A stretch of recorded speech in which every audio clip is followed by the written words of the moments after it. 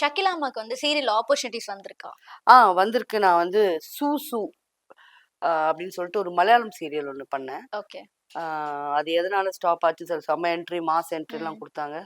நல்லா இருந்துச்சு அந்த கேரக்டர். ஓகே. பட் இங்க தமிழ்ல வந்து என்ன கேட்கும்போது தங்கம்னு ஒரு சீரியலுக்கு கேட்டாங்க. ஆமா. அது ரம்யா கிருஷ்ணா அக்காவுக்கு வந்து எஸ். ஆப்போனன்ட்டா கேட்டாங்க. ம். முடியவே முடியாதுன்ட்டேன். அவங்க வெயிட்டேஜ்லாம் நம்ம பண்ண முடியாது. அனுராதா மேம்லாம் பண்ணிருந்தாங்க.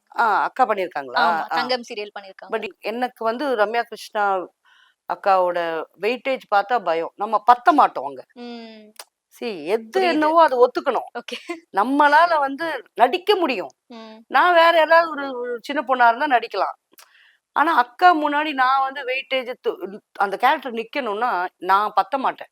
ஓகே. அதனால அதெல்லாம் வேணான்ட்டேன். ஓகே. இதுக்கப்புறமா ஏதாவது வந்துச்சுன்னா பண்ணலாம். அம்மா கிட்ட இருந்து வேற என்னென்ன ரோல்ஸ் வந்து நம்ம எக்ஸ்பெக்ட் பண்ணலாம்? லைக் ஃபியூச்சர்ல. ஃபியூச்சர்லனா ப ப மிஸ்டர் அண்ட் மிஸ்ஸஸ்ன்னு சொல்லிட்டு வனிதா விஜயகுமார் படம் எடுத்துட்டு எஸ், இருக்காங்க. எஸ்.